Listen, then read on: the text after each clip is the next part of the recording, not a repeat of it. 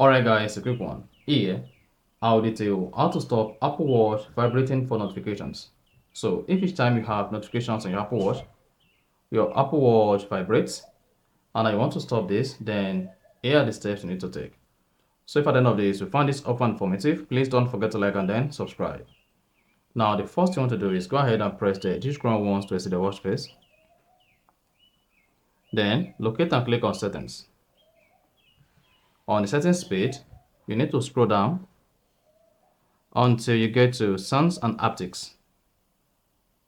Now, to disable or turn off Apple Watch vibration for each notifications, all you need to do is scroll down, locate and click on haptics.